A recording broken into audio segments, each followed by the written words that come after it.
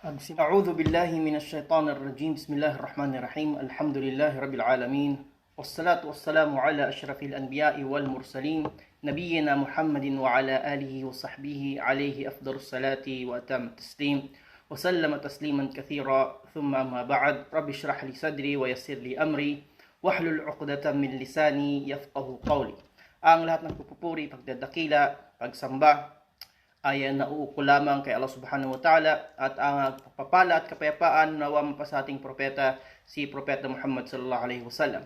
Sa pagpapatuloy po ng pag-aaral natin ng aklat na al-usul thalatha o ang tatlong saligan, ang tatlong pundasyon, ay nasa pagpapaliwanag na po tayo ng ikatlong saligan, at ito ay ang kaalaman o ang pagkilala patungkol sa iyong propeta, si Propeta Muhammad sallallahu alaihi wasallam. So nung nakaraan ay tinalakay natin ang pangalan ng Propeta Muhammad sallallahu alaihi wasallam at ang dahilan ng pagkakasugo sa kanya, ang lahi na pinagmula ng Propeta Muhammad sallallahu alaihi wasallam, gayon din ang taon na nilagi niya bilang isang propeta ni Allah subhanahu wa ta'ala sa Makkah, kung saan siya nagsimulang mangaral at ipakalat at ibahagi ang kaalaman at ang pagkilala sa nag-iisa at tunay na Diyos na tagapaglikha sa Allah subhanahu wa ta'ala o ang Tauhid, at 13 taon naman sa kanyang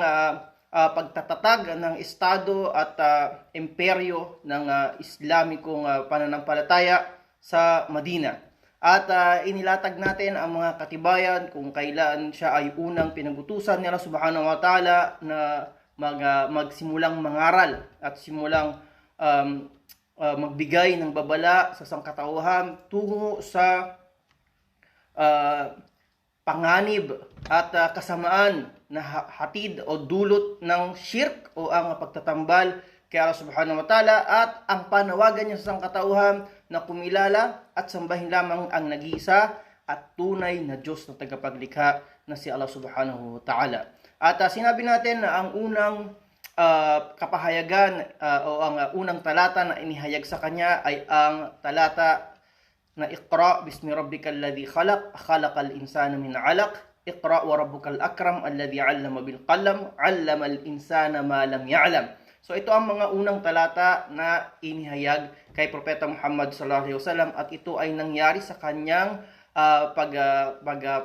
pag-iisa sa loob ng kuweba ng Hira, kung saan yun ay madalas niya na ginagawa bago ang araw o ang gabi na yun na ika-21 araw ng Ramadan. Kaya kung saan dumating sa kanya si Anghel Gabriel at ibinigay ang mga unang kapahayagan na ito. At yung gabi na yun ang naging araw o kung saan siya ay naging isang propeta ng Diyos.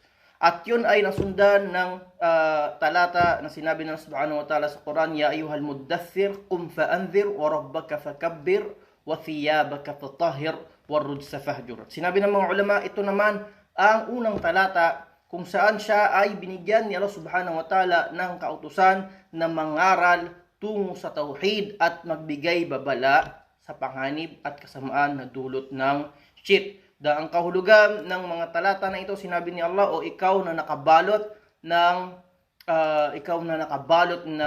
damit o nakabalot ng kumot, ya ayyuhal muddathir, qum fa'anzir, tumindig, tumayo ka. Fa'anzir, at ikaw ay magbigay ng babala. Magbigay ng babala saan? Magbigay ng babala hinggil sa shirk o ang pagtatambal kay Allah subhanahu wa ta'ala, at manawagang tungo sa pagkilala at pagsamba sa nag-iisang Diyos na tagapaglikha. Wa rabbaka fakabbir, at dakilain mo ang iyong Panginoon sa pamamagitan pa rin ng tauhid. Wa thiyabaka fatahhir, ay linisin mo yung mga gawain mo mula sa anumang anyo o uri ng shirk o pagtatambal kay Allah subhanahu wa ta'ala. Sinabi ng Allah subhanahu wa ta'ala sa Quran, Inna Allaha la yaghfiru an yushraka bihi wa yaghfiru ma duna dhalika liman yasha. Tunay na si Allah ay hindi niya pinapatawad na ikaw ay magtambal o magkaroon ng iba pang Diyos maliban sa Kanya, at patatawarin niya ang anupamang mga kasalanan maliban dito na Kanyang naisip. At sinabi pa niya, warrujsa fahjur, at ang mga Diyos-Diyosan o ang mga rebulto ay inyong iwan. At ang pag-iwan dito ay ang ibig sabihin ay ang pag-iwan sa sinuman o anumang bagay na may kinalaman dito. At ang pagiging malayo sa anumang anyo o uri ng shirk o pagtatambal kay Allah subhanahu wa ta'ala. So ito ang naging misyon ng Propeta Muhammad sallallahu alaihi wasallam sa loob ng 23 taon, at ito ang naging misyon ng lahat ng mga propeta at sugo na ipinadala ni Allah subhanahu wa ta'ala. Sinabi ng subhanahu wa ta'ala sa Quran, وَلَقَدْ بَعَثْنَا فِي كُلِّ أُمَّةٍ رَسُولًا أَنِ اعْبُدُوا اللَّهَ وَاجْتَنِبُوا الطَّاغُوتَ. At tunay na kami ay nagpadala, nagsugo sa bawat nasyon ng propeta o ng mensahero. Ani'budullah, upang sambahin lamang si Allah, wajtanibut taghut, at layuan ang mga Diyos-Diyosan o iba pa ng mga kinikilala na Diyos maliban sa Kanya. So ito ang naging misyon ng Propeta Muhammad sallallahu alaihi wasallam.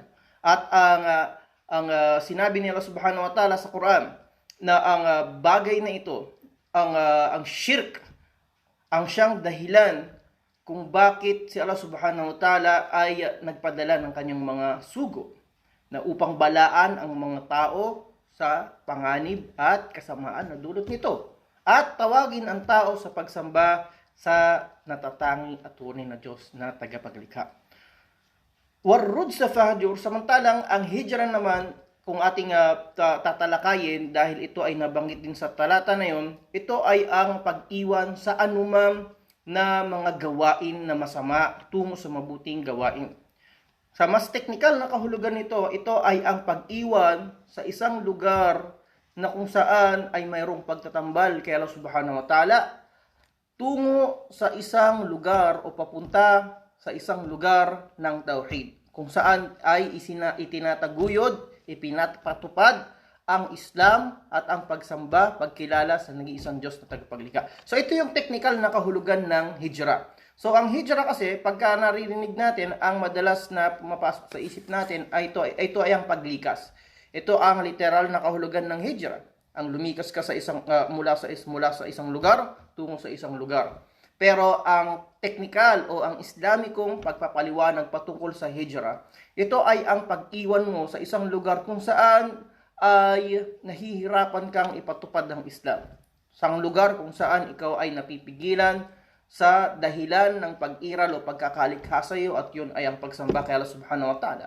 Tungo sa isang lugar kung saan doon ay maisa sa buhay mo, maipapatupad mo ang Islam at ang pagsamba sa nag-iisa at natatanging Diyos na tagapaglikha. At ito ay obligado sa lahat ng mga Muslim. Kaya nga napakalaking kasalanan na ang isang Muslim na nakatira na kasama ng mga Muslim at doon siya ay tahimik na namumuhay, doon siya ay malayang nakakasamba kay Allah subhanahu wa ta'ala. At mas ninais pa niya na lumipat at tumira sa lugar kung saan maraming mga hindi mananampalataya, kung saan hindi Islam ang batas na pinapatupad, kung saan lantaran ang pagsuway kay Allah subhanahu wa ta'ala, lantaran ang pagsamba sa iba pang mga Diyos maliban kay Allah subhanahu wa ta'ala.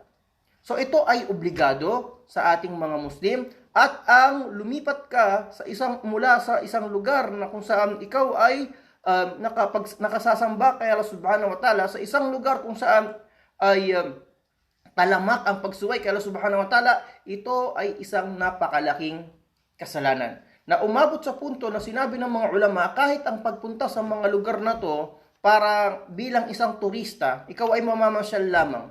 Kaya ikaw ay mamamasyal lamang doon, sinabi ng mga ulama na maging ito ay ipinagbabawal. Paano pa kaya na ikaw ay titira sa lugar na yon? Sinasabi nila, ang tanging pagpapahintulot kung ikaw ay pupunta sa lugar na yon upang kumalap ng kaalaman na hindi mo makikita o matatagpuan sa lugar ng mga Muslim. O kung saan halimbawa ay merong mas malaking pakinabang na maidudulot ang pagpananatili mo doon, okay, para sa pangkalahatan o para sa mas nakararaming sa mga Muslim, na sa pagbabalik mo ay maaaring tangan o dala mo yung kaalaman na yon na nakuha mo mula doon sa lugar na yon. Pero kung ang lugar, ang pupuntahan mo na yon at ang kukunin mo, ang pag-aaralan mo sa lugar na yon ay mayroon din naman sa lugar ng mga Muslim, sinabi ng mga ulama, ang pagpapahintulot ay nawawala. So makikita natin dito yung pagiging seryoso at yung kahalagahan ng pag-unawa sa tinatawag natin na hijra. Sabi nila yung magkaroon ka lang, kahit yung magkaroon ka lang ng intensyon na kung ikaw ay mabibigyan ng pagkakataon na lumipat sa isang bansa o sa isang lugar ng mga hindi Muslim, kay kapalit ng kalayaan at ang kaluwagan na nararanasan mo sa lugar ng mga Muslim kung saan doon ikaw ay malayang nakakasamba kay Allah subhanahu wa ta'ala, kahit ang ganitong intensyon, maaring ikaw ay nagkakaroon ng kasalanan. So dapat maunawaan at maintindihan natin ito na kaya nga kahit halimbawa tayo na nasa minoridad o tayo ng mga minorya sa isang bansa na hindi mga Muslim o ang umiiral ay hindi ang batas ng Islam, kahit sa ganitong lugar, kinakailangan pa rin natin na magkaroon tayo ng intensyon na kung tayo ay mabibigyan ng pagkakataon na lumipat at mamuhay kasama ng mga Muslim, yun ang dapat na hinahangad ng isang Muslim. Yun ang dapat na kung ikaw man ay magkakaroon ng plano sa buhay mo, plano para sa pamilya mo, plano para sa mga anak mo, kaya iyon ay kung paano mo magagawang mailipat sila sa lugar ng mga Muslim o lugar kung saan ipinapatupad o isinasabuhay ang Islam. Nang sa gayon ay magsiging proteksyon nila yon. Ang paligid na ginagalawan natin. Dalawa lamang, either kung ito ay makakatulong sa iyo sa pagiging Muslim mo, makakapagpatibay ng pananampalataya mo, o yung lugar na yon ay magtutulak sa iyo, okay, para ikaw ay sumuway, para ikaw ay maging makasalanan kay Allah sa mata ni Allah subhanahu wa ta'ala. So ito ay dapat na iniisip na rin natin bilang mga Muslim, lalo sa mga bagong Muslim o sa mga kapatid natin na mga balik Islam, na kung meron kang kakayahan na isagawa ang paglikas o ang paglipat alang-alang kay Allah subhanahu wa ta'ala, ito ay marapat na gawin mo. Ito ay marapat na gawin mo. Kaya nga sa hadith na pag-aralan halos ng marami sa atin patungkol sa kahalagahan ng intensyon, ito ay nabanggit. Ang paglikas ay nabanggit. Sinabi ni Propeta Muhammad sallallahu alaihi wasallam sa hadith na isinalaysay din ni Umar bin al-Khattab patungkol sa intensyon. Innamal a'malu binniyat wa innama likulli imri'in ma nawa. Faman kanat hijratuhu ila Allah wa rasulihi فهجرته إلى الله ورسوله ومن كانت هجرته للدنيا يصيبها أو امرأة ينكحها فهجرته إلى ما هاجر إليه. Sinabi ng Propeta sallallahu alaihi wasallam, ang mga gawain ay hinusgahan batay sa mga intensyon o batay sa mga layunin o kung paano ito nilayon. Wa innama likulli imrin ma nawa. At sa isang tao ay kung ano ang kanyang naging layon. Kung ano yung nilayon niya, ano yung naging intention niya. Faman kanat hijratuhu lidunya yusibuha. Kaya't kung sino man na ang kanyang paglikas, sino man ang kanyang hijra, sino man ang kanyang paglipat, okay, faman kanat hijratuhu lidunya ay alang-alang o para sa kamunduhan o para sa mundo, upang ito ay kanyang makuha, ito ay kanyang makamtan o makamundong bagay. O para sa babae, ang kanyang naging paglikas at paglipat ay para sa babae na kanyang papangasawahin. Fahijratuhu ila ma hajara ilay. Ang kanyang paglikas ay kung ano ang kanyang naging layunin, kung ano ang kanyang naging intensyon.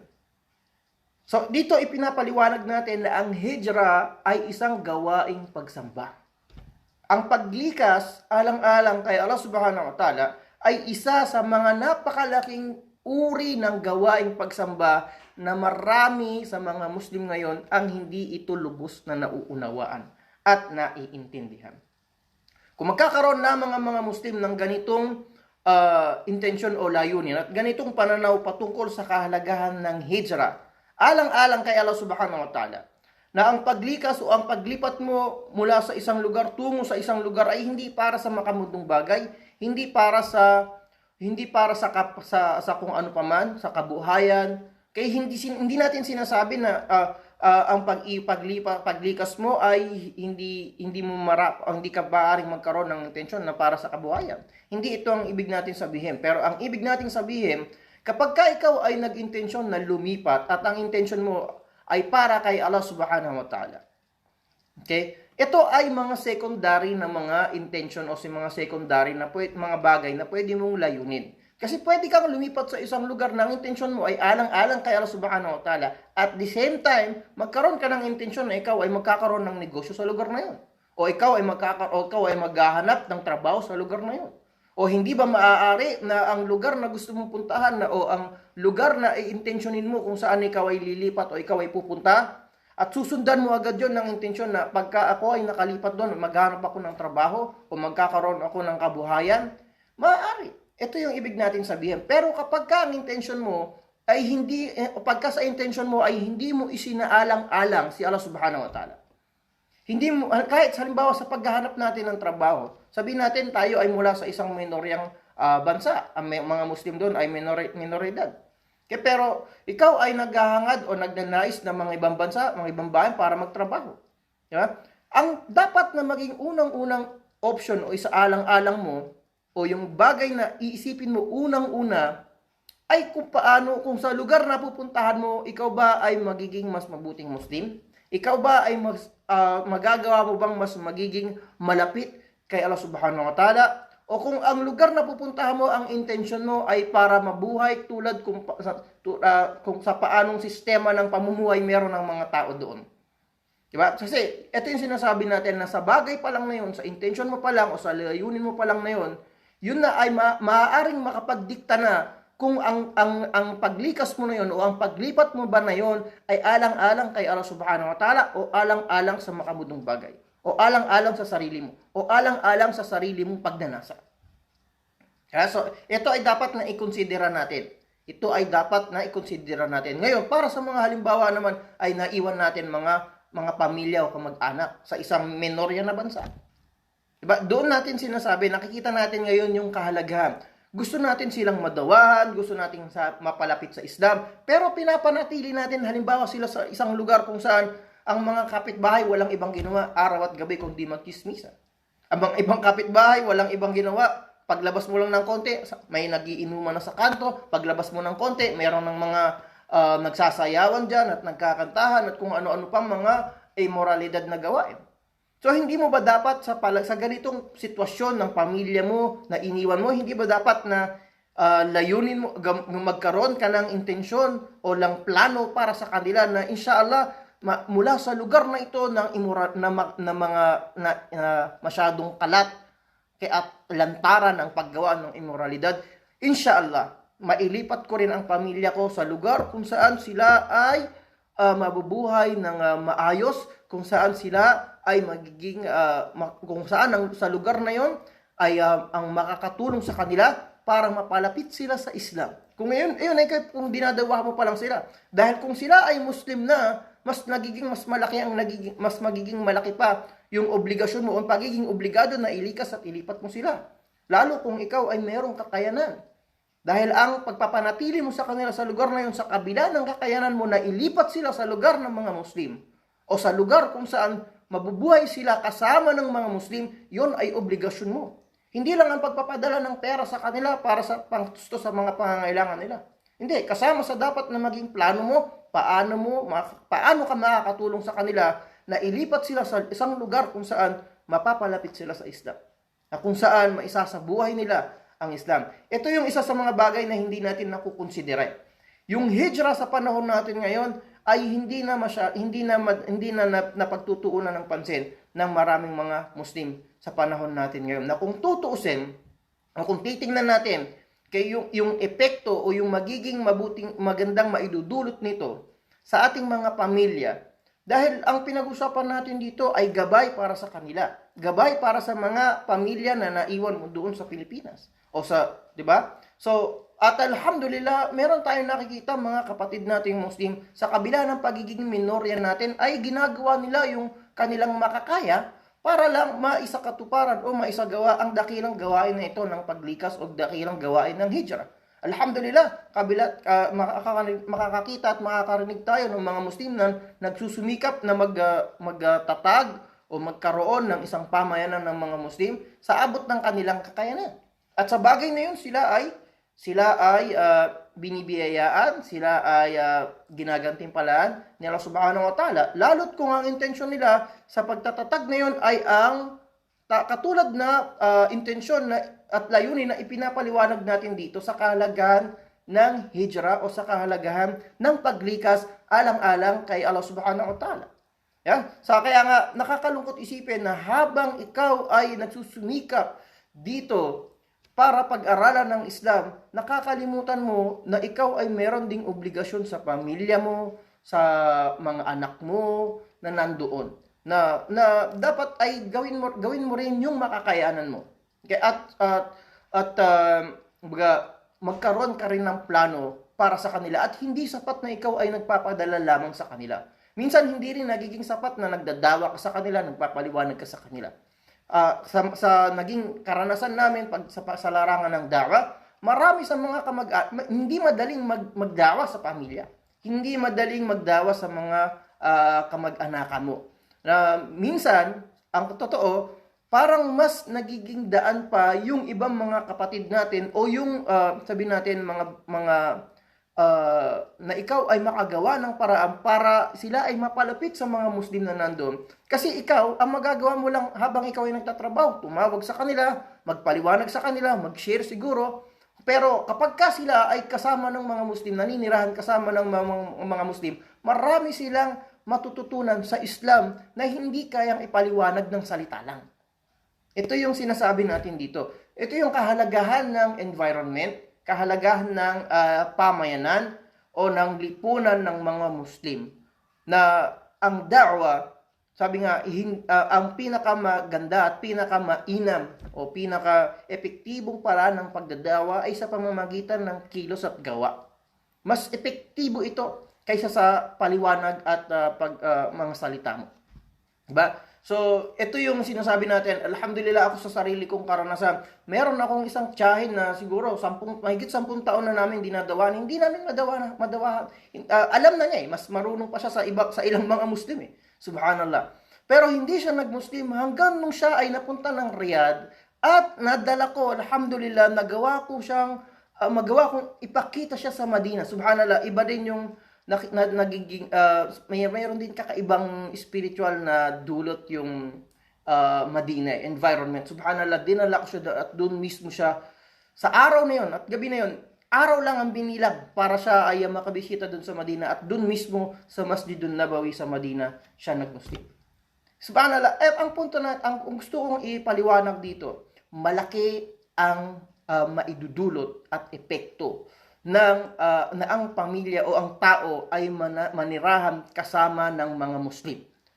Dahil doon, ilan sa mga nagmumuslim dito, halimbawa o sa Middle East, na kapag tinanong mo ang dahilan ng kanilang pagmumuslim, sasabihin nila sa inyo, nagustuhan ko yung environment. Nagustuhan ko yung nakita ko sa mga Muslim, nagustuhan ko yung paraan paano sila nagdarasal, nagustuhan ko kung paano makitungo yung mga Muslim, at wag natin kakalimutan na ang mga ninuno natin ay nagmuslim dahil sa magandang pakikitungo ng mga ngalakal na Arabo. At hindi dahil sa jihad, hindi dahil sa pakikipaglaban, hindi dahil sa da'wa, mga symposium o kung ano pa man, kung hindi dahil sa napakagandang transaksyon na nagkaroon sila sa mga Arabo at mga ngalakal na Muslim nung unang panahon. Ganun nagmuslim yung mga ninuno natin. Ganun nag-Muslim yung buong Southeast Asia. Ganun nag-Muslim ang maraming lugar dahil sa magandang pakikitungo ng mga Muslim. So ito, inshallah, maintindihan natin yung kahalagahan din ng hijra. At sa sino man na merong kakayanan, sino man yung meron na, kumbaga meron siyang means o meron siyang magagawang paraan para mailipat yung pamilya niya o yung of course, yung sarili niya kay mabuhay kasama ng mga kapatid niyang Muslim. Kung saan merong masjid, kung saan merong mga ustad, kung saan merong mga tao na maaaring maggabay sa kanila. Kasi kung isang mananampalataya, Ano bang mas nanaisin mo, mas gugustuhin mo maging mga kapitbahay mo? 'Di ba? Sabihin natin mayroong din mga Muslim na katulad ng mga hindi Muslim na gumagawa rin ng mga tulad ng mga bagay na ayaw natin tulad ng chismis. Hindi natin sinasabi ng mga Muslim hindi chismoso. Hindi natin sinasabi na ang mga Muslim ay hindi nanloloko. Hindi natin sinasabi na ang mga Muslim ay hindi rin nakakagawa ng masama. Nakakagawa rin sila ng mga bagay na ito. Pero ang meron sila na wala sa hindi mga mananampalataya ay ang pagkilala, pagdakila, at kahit ang mismong pagsamba sa nag-iisang Diyos na tagapaglikha. At ito naman talaga yung pinaka-importante sa lahat. Kaya mawala na ang lahat, wag lang ang pagkilala at pagdakila sa nag-iisa at tunay na Diyos na tagapaglikha na si Allah Subhanahu wa Ta'ala.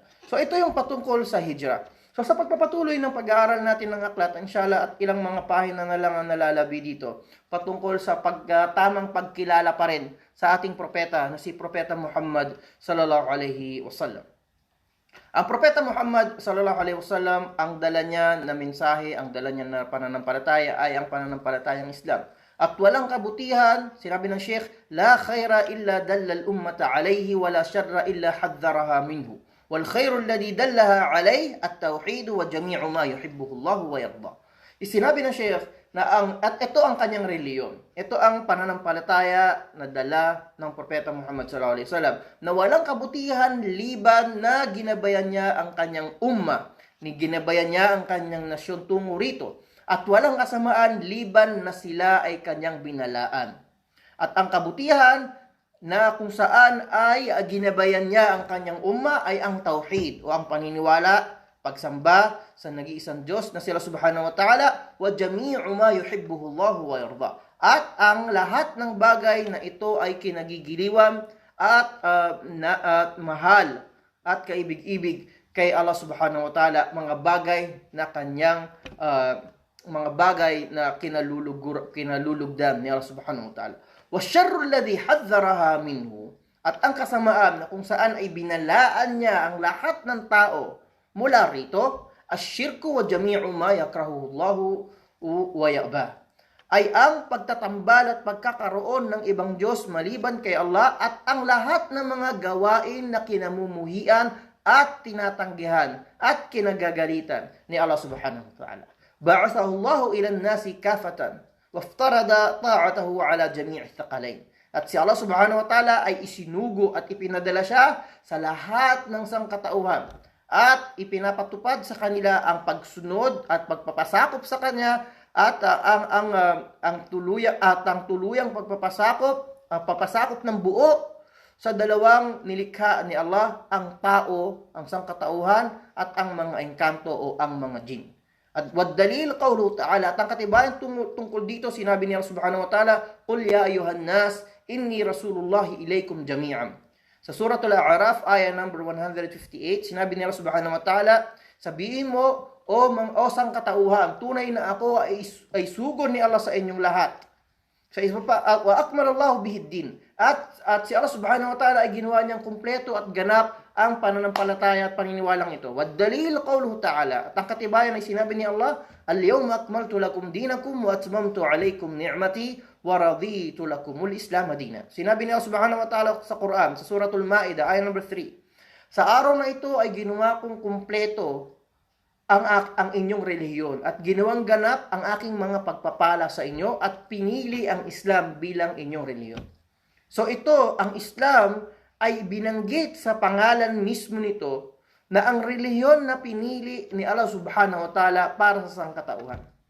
Kaya nga, kahit sa anong oras at nahingan tayo ng katibayan sa pagiging totoo at tama ng Islam, ay maibibigay natin itong talata na ito na napakalinaw, hindi tulad ng iba ng mga nag-aangkin na reliyon na sinasabi nila sila ay tamang reliyon, pero wala silang mga malinaw na katibayan na sinlinaw ng araw. Mas malinaw pa sa sikat ng araw na mga talata katulad na meron tayo dito.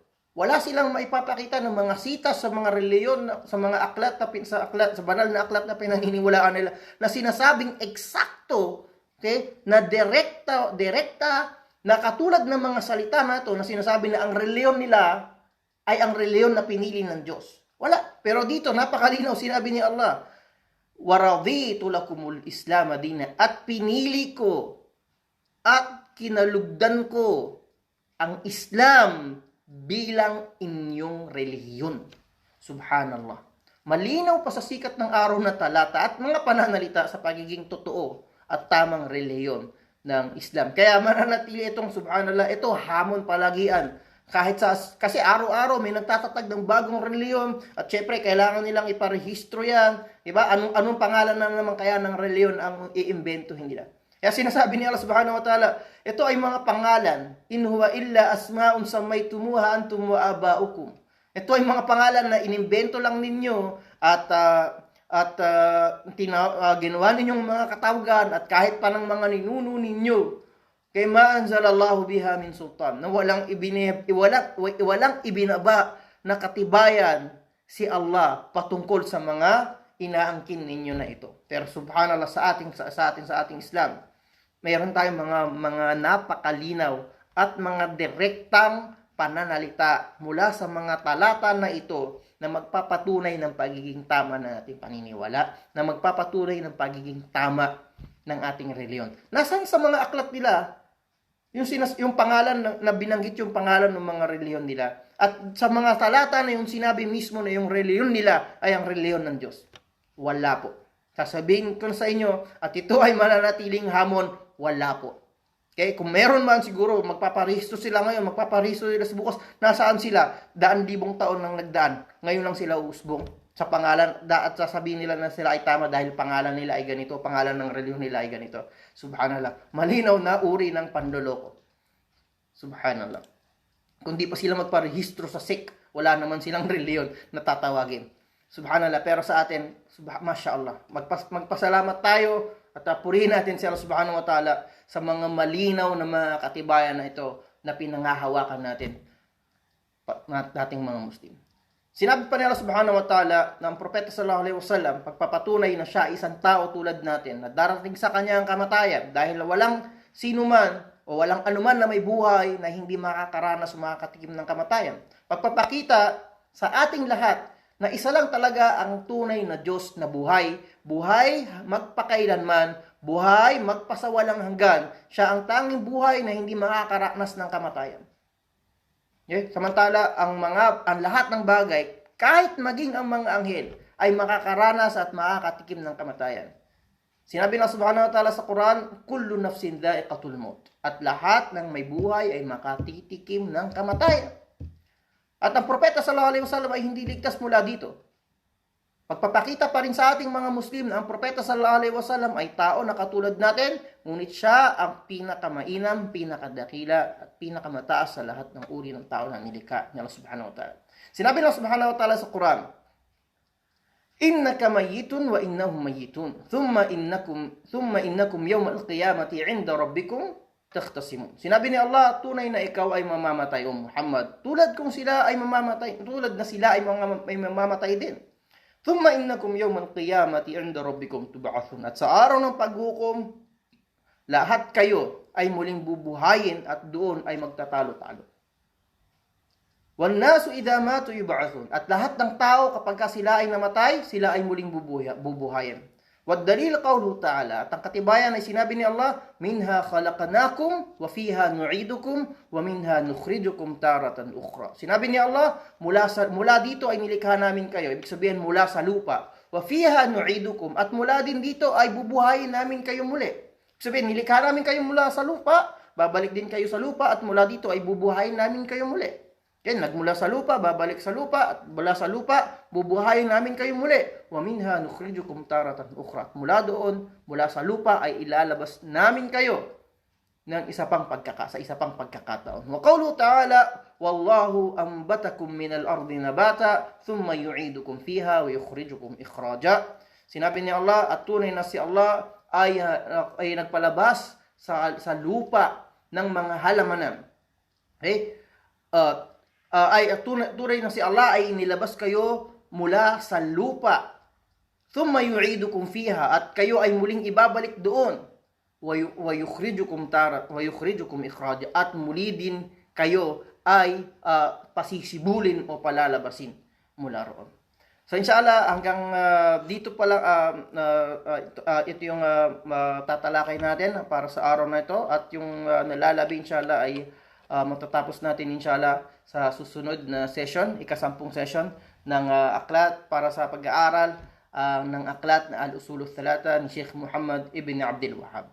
So kung meron pa rin kayong mga katanungan, ay i-post lamang po ninyo sa mga comments, o yung iba sa mga nag-PM, inshallah doon maaaring sagutin ko rin ang inyong mga katanungan, at inshallah maya-maya magkita-kita muli tayo para naman sa pagpatuloy ng pag-aaral ng sira. Wa sallallahu ala nabiyina Muhammad wa ala alihi wa sahbihi ajma'in, wa akhiru da'wana anil hamdulillahi rabbil alamin.